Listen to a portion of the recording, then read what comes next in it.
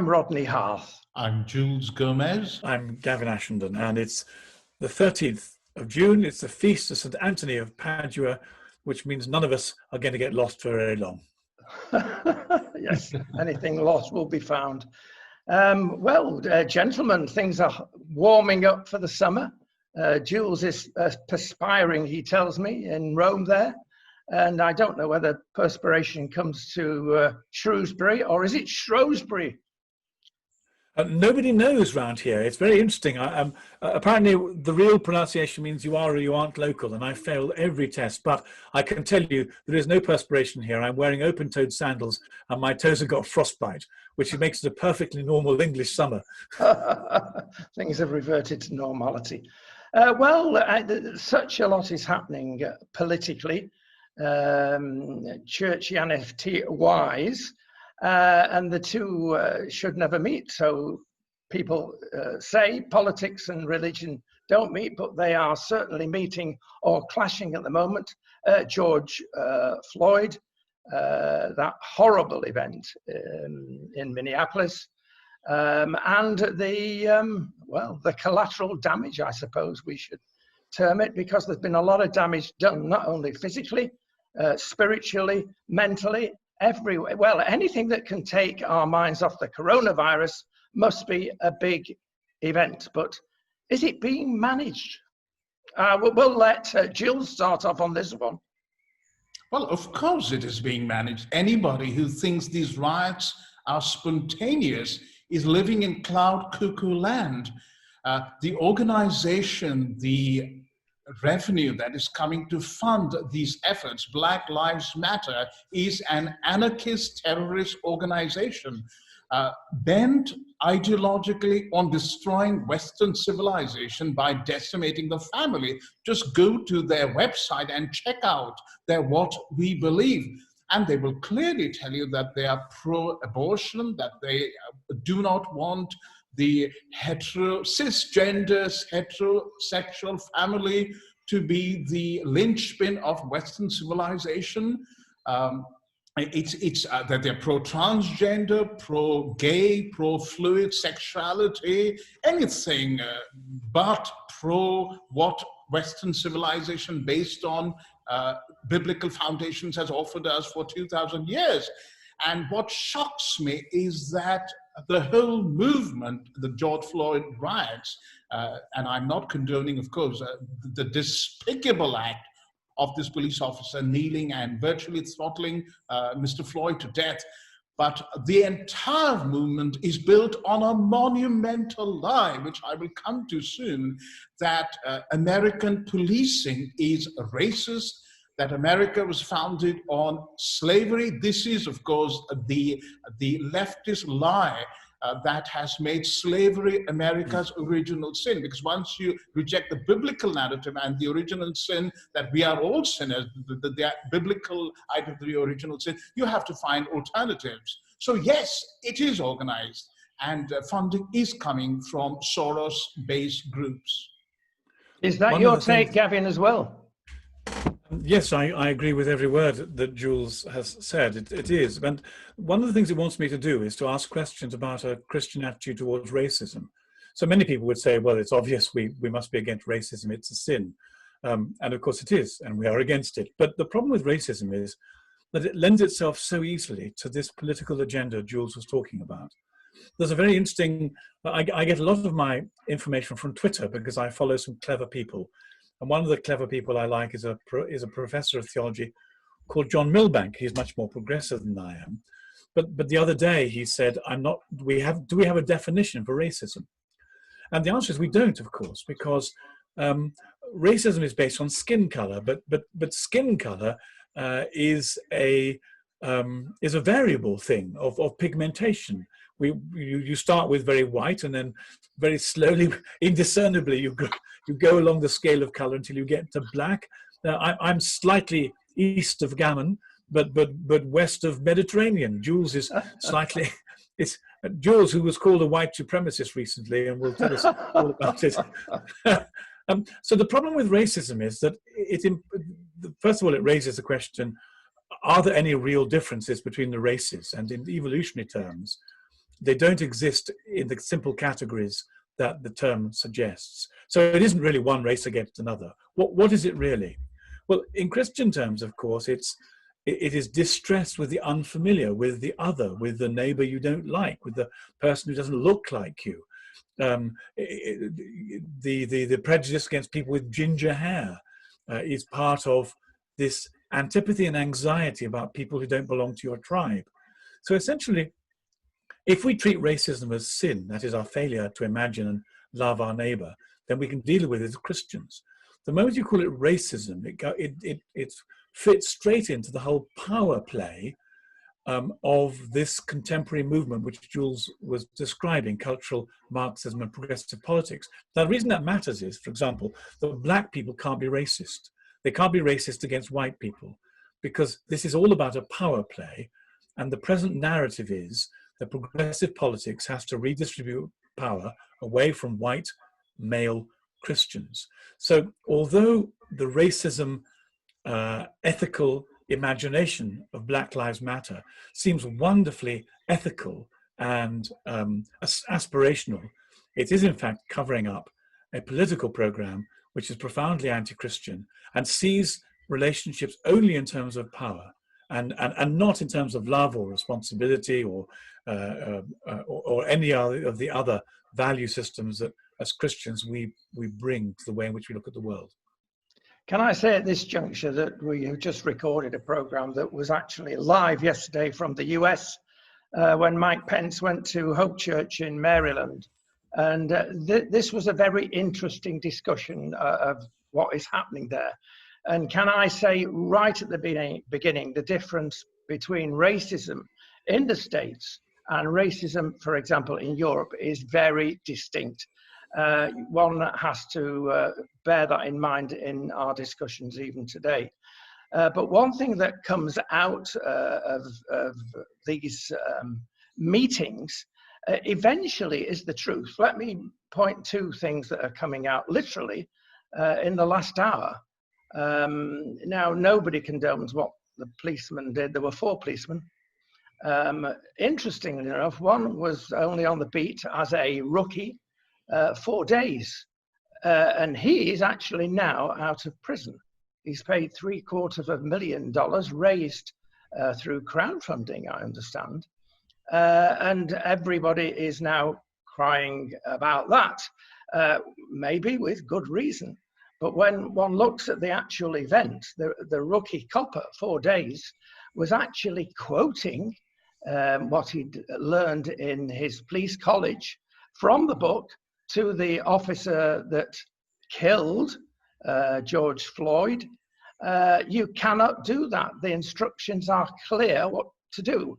So on the one hand, we're saying, oh, well, you've got to have some proper legal stature in all this. Well, it already exists. So that, in one sense, perhaps confirms the hijacking of these events. It already exists. It may need fine-tuning, but it's there. The other thing that's coming out, of course, is the actual, and I've seen this, blood sample diagnosis of George Floyd, and how anybody could stand up with the amount of amphetamines and drugs in him when he was arrested defies gravity. So the guy, terrible thing, but he was not a saint, but he's been made a saint. One must ask, where is our news media in all this? Rodney, Candace Owens, the Black conservative, extremely articulate and highly intelligent speaker, has produced an 18-minute video. And I guarantee you, anybody watching this video who is not converted to what the truth is again deluded or ideologically so biased that they cannot face the truth. And what Candace Owens says, she echoes, she is Black, she echoes precisely what you have just so beautifully summed up. She talks about how George Floyd was in prison 9 times. And the worst crime he committed was entering the home of a black woman who was pregnant. One of his mates pointed a revolver at her belly and they robbed her house. Now, she says that we're the only community in the world, and she says this with a great sense of shame. We are the only community in the world to exalt and to canonize criminals. And she says, if something has got to change, because if you look at Candace Owens and you also look at other black conservatives, like the great economist Thomas Sowell, Larry Elder, Walter Williams, all of these people are clearly saying that racism, so-called, is not the problem. The problem is fatherlessness, the absence of black fathers. During slavery, only 20% of black children were born outside wedlock. Today, 85% of black children are born outside wedlock. And what is the problem? So, please go and watch Candace Owens and listen to what she has to say. Candace Owens was very amusing. She slipped in a wonderful piece of her own racism when she said, as Jules quite rightly described, we are the only community, we black people, to make heroes of our criminals. She said, not even the Latinos do that, which I thought was a wonderful, rude racism. I must say, I'm very uncomfortable with discussions about George Floyd's sanctity or lack of it. I realize that, yes, he may have been on drugs when the policeman murdered him. Frankly, I don't think that's neither here nor there. I realize he pulled a gun on a black woman, Jules. I agree with you, that's factually correct.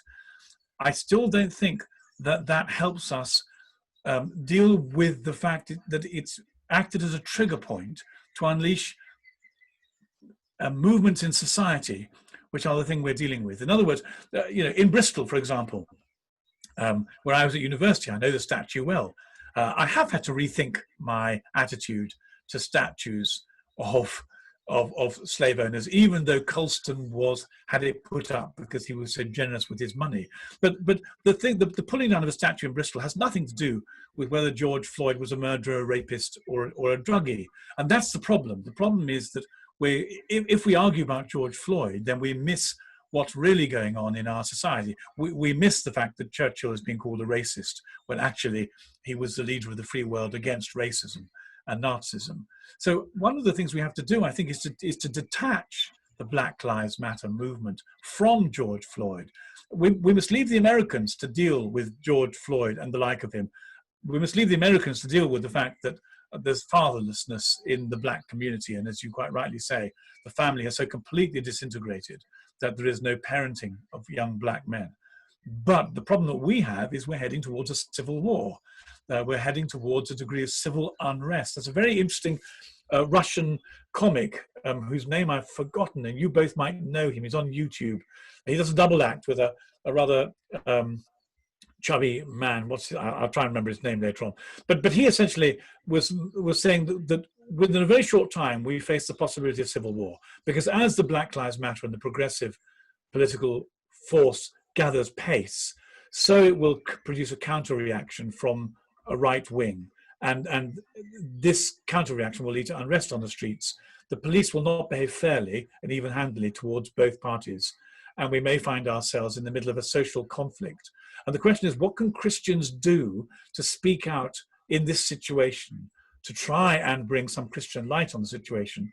I think the first thing we do is we analyze the ideology behind Black Lives Matter and behind progressive politics. Jules, we have been mentioning the term cultural Marxism. Now, a lot of people know about this, but maybe not the majority even. But something, I think, goes back to 1929. Tell us a bit about cultural Marxism.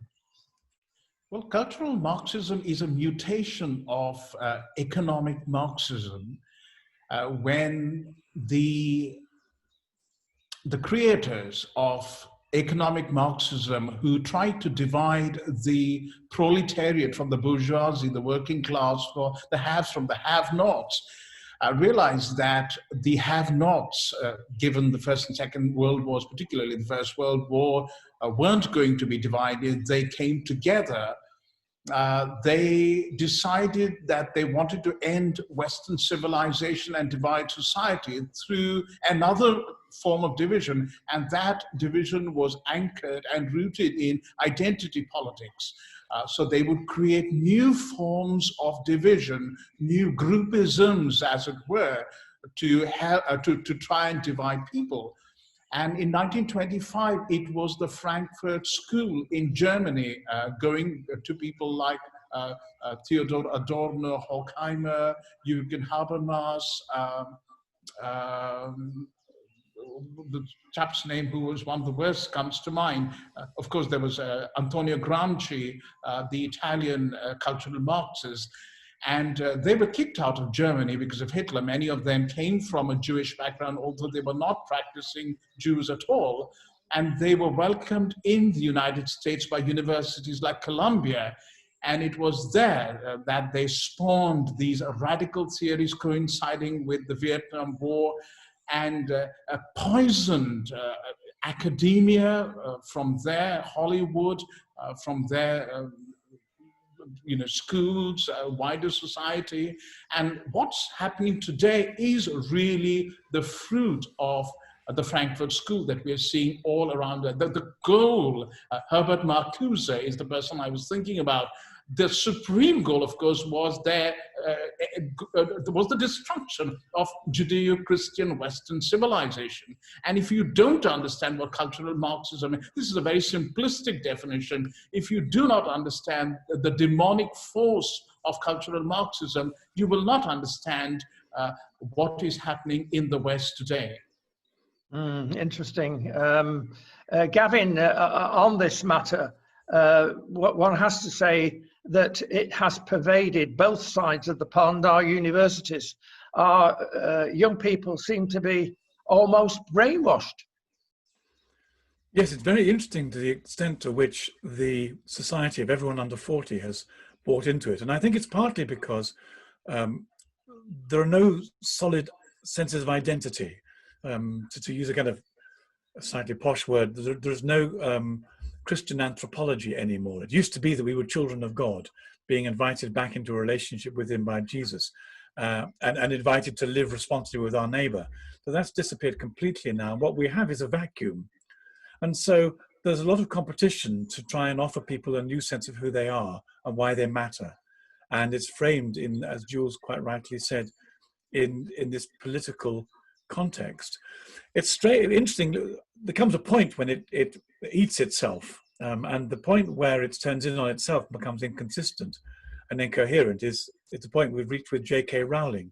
So again, the other thing the papers are full of at the moment is Rowling saying that she thinks there needs to be a special category for biological women, and she made a special plea by saying, by explaining how she found herself molested as a woman by a man, and that feminism was partly about, and rightly about, defending women from predatory men.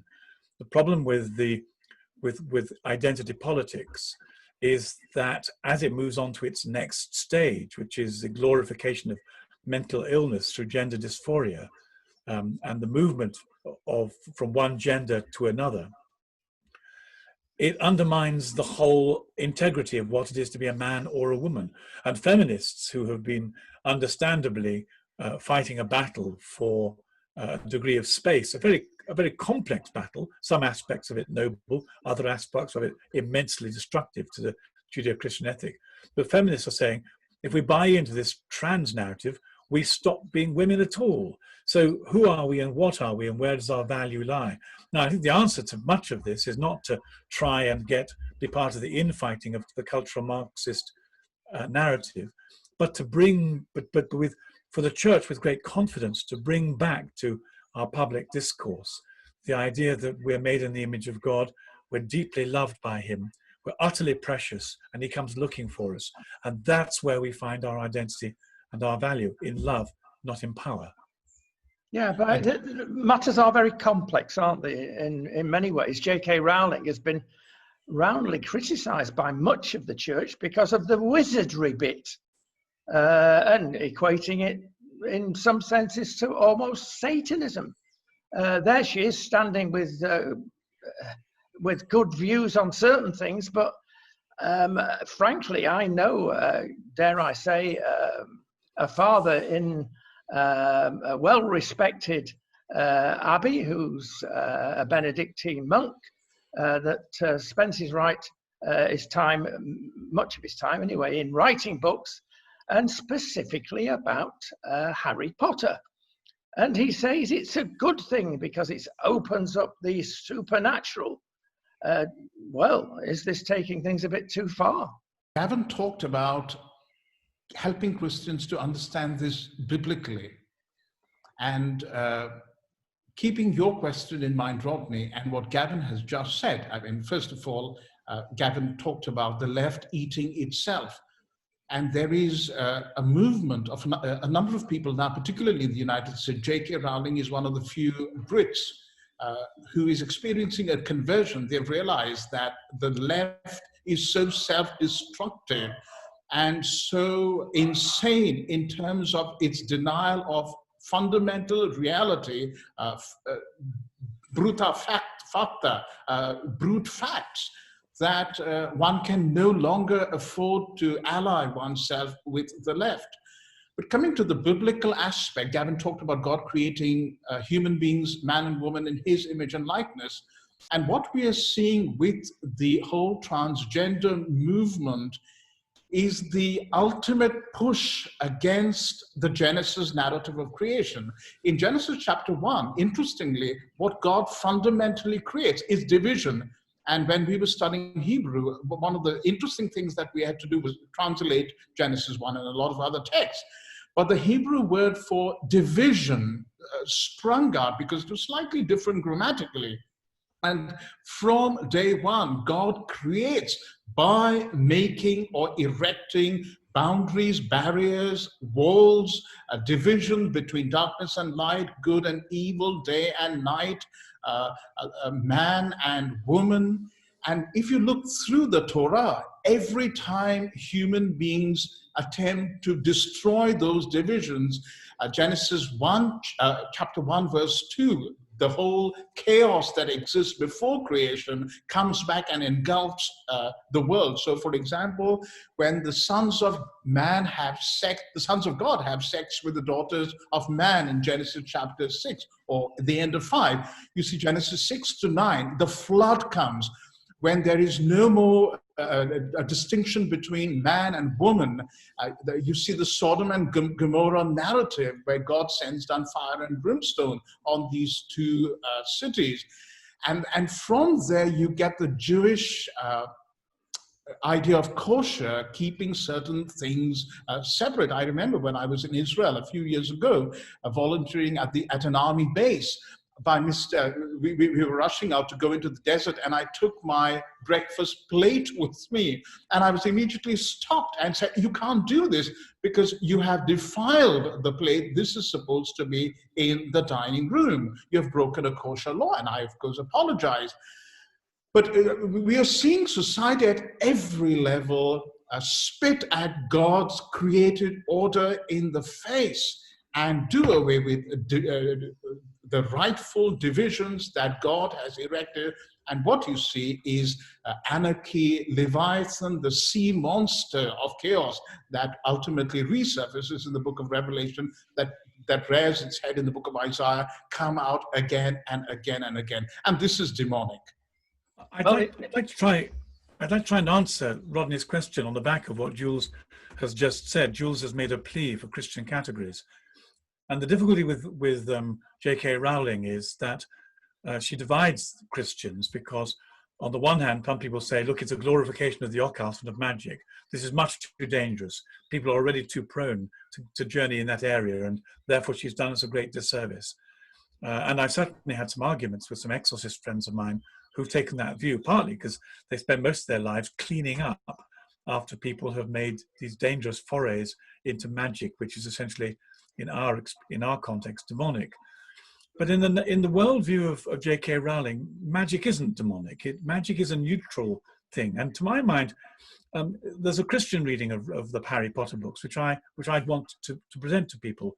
I think Rowling is a very ethical author with a Christian vision underneath it. It's just by using magic as her as the furniture for her novels. She distracts people and towards the occult. But magic, I think, for Christians ought to be life in the spirit. In other words, the kind of magic that they practice is a garnering of potency which can be used against evil. And the narrative in the Harry Potter books is all about love versus power, what we've been talking about. And Rowling quite rightly celebrates sacrificial love against naked, brutal power. And magic is one of the weapons that both sides can use. If for a moment you say, let's replace magic with prayer and holiness. And then what I think Rowling does is to present us with this epic struggle between good and evil, between love and power, and then says those who are good at the weapons ought to get better at it. Well, for us, the weapons are prayer and holiness. And in that sense, I think Rowling writes a beautiful novel. I'm kind of sorry she chose to use magic, because it acts as a distraction and does point people towards the occult, which is so dangerous. But if you get beyond that, I think what she stands for is essentially a Christian narrative, because this is what divides us from Black Lives Matter. This is what divides us from cultural Marxism. Christians are saying we believe in the power of love, and Marxists are saying we believe in the love of power. We both want to put things right, but the problem is our experience is human beings can't be trusted with power, whereas they can be trusted with love. It redeems them. The reason for asking that question, of course, I don't know whether you're aware, but it's a big month next month in America, because the Satanists are holding rally after church religious meeting. I don't mean in conventional churches, it's the satanic churches. It's a big month. Everything seems to be, as it were, a perfect storm for America. And if America, as we well know, shivers, we all catch a cold. It just piles down to the rest of the world. Are we seeing something special happening in America? Something special in the world? A lot of people are seeing the recent plague that's still plaguing us as part of it. Certainly seeing a breakdown in society. I mean, there's no question, but that the social order and the culture and the Judeo-civilization is under immense stress. And I think the thing that we're complaining about a good deal of the time is that instead of taking the responsibility for analysing and discerning that stress, the church has all too often simply gone along with the categories of secular utopianism.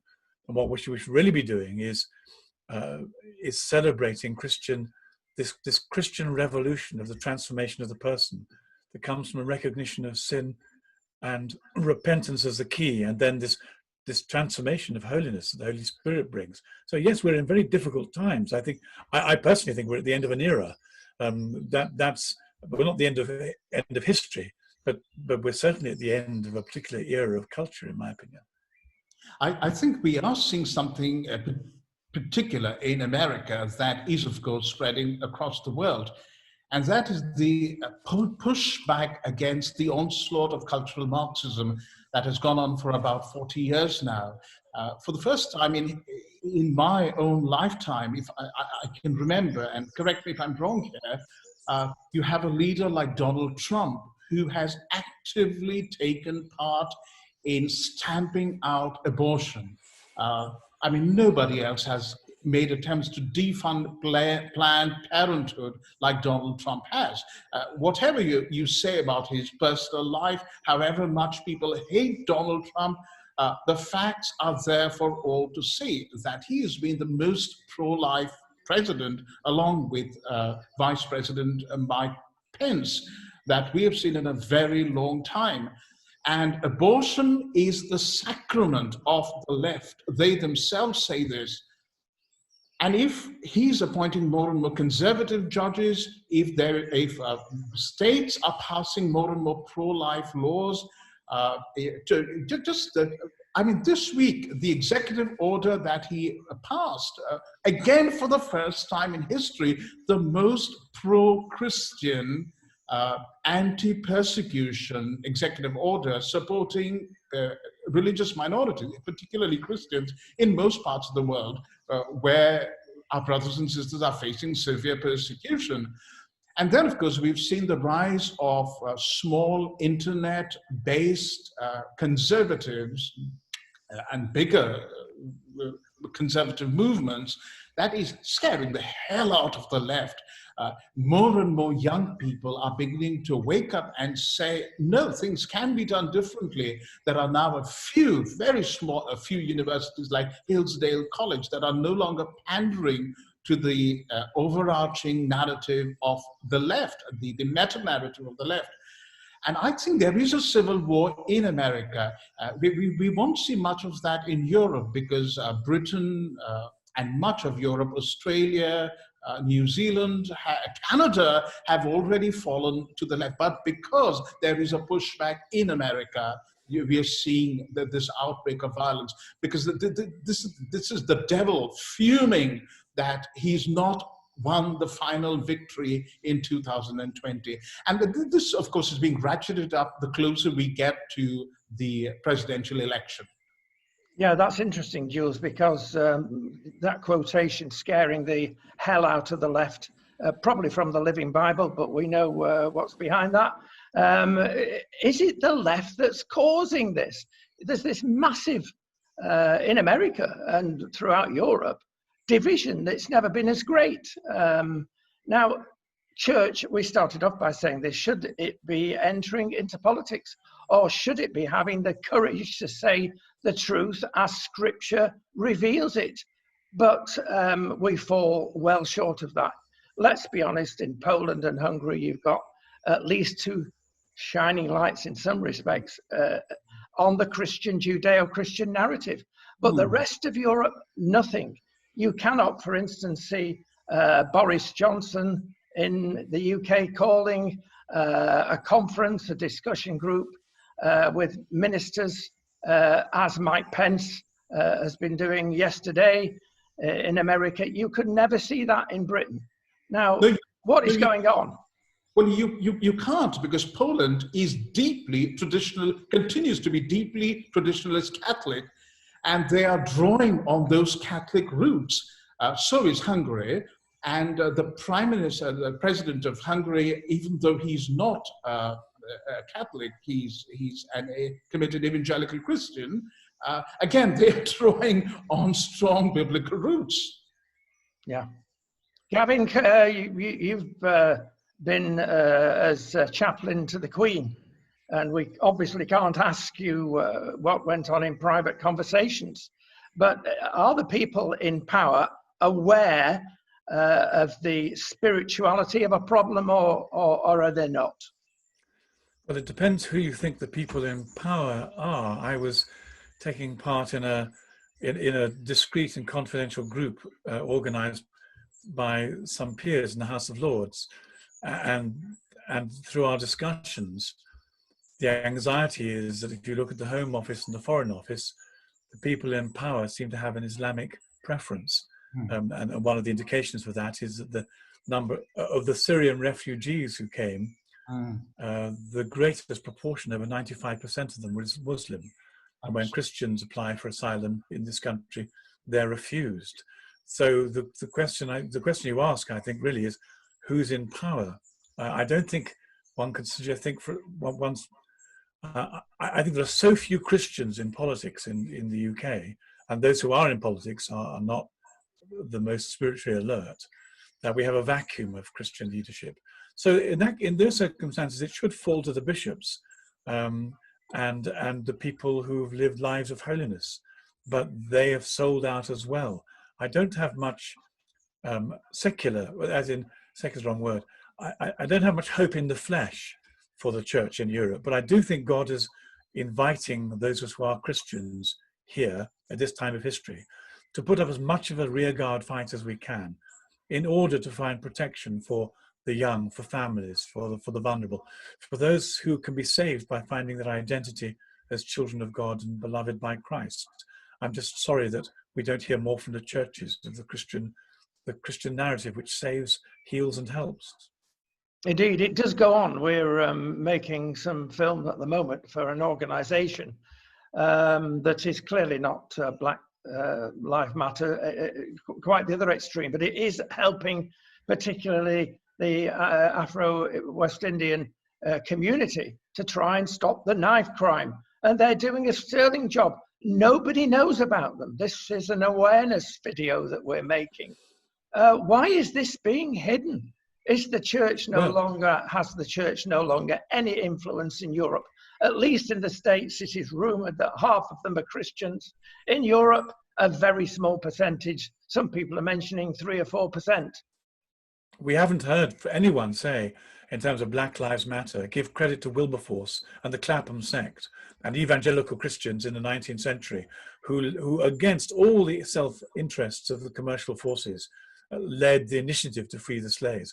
Why have the Christians, why is the church not being given any credit at all? And the answer, I think, lies in what Jules was saying earlier, that this is a spiritual struggle and the people on the left are profoundly anti-Christian and anti-God. One of the things I was sorry to see this morning was that a statue was defaced in Devon by the Black Lives Matter movement, and it was of Saint Boniface, an early evangelist, and it was and all the kind of nasty scum messages plus God is dead were graffitied over the statue.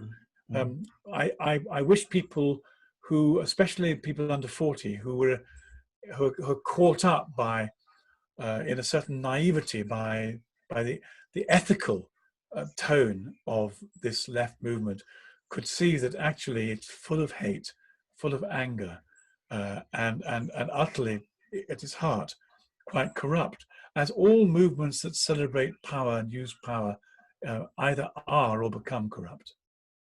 By the way, if I may very quickly interject here, the Black Lives Matter, which I think should be renamed the Black Lives Matter. You talked about the differences between the United States and Britain, Rodney, some time ago. And I think fatherlessness in Black families, single mothers, is a huge problem in Black Britain as well. I used to be chaplain to a university in London where a huge majority were students from a Black background, and many Asians as well in that university. And they were lovely, these kids, very sincere. Some of them was good Christians, evangelical or Pentecostal Christians. But one of the problems that was almost endemic in this community was the breakdown of the family. And because young men did not have a father figure to look up to, a role model, a disciplinarian at home, many of them did not even know who their father was. They were lost.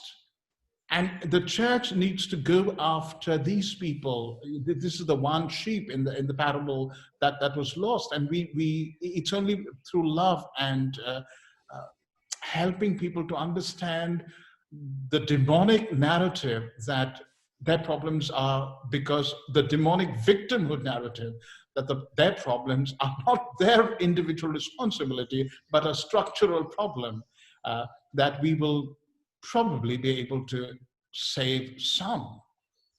Indeed. Last word to you, Gavin. Time has gone. Yes, I keep on wondering why the left are so cross when people say all lives matter. There was a Manx radio host who was fired simply for saying all lives matter. And the fact is, that is the Christian response, all lives matter. And I wonder why it's so profoundly offensive to the Black Lives Matter moment. But anyway, thank you for listening.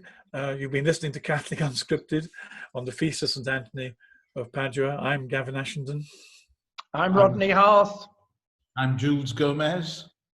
God bless you and keep you until next time. Thank you for listening.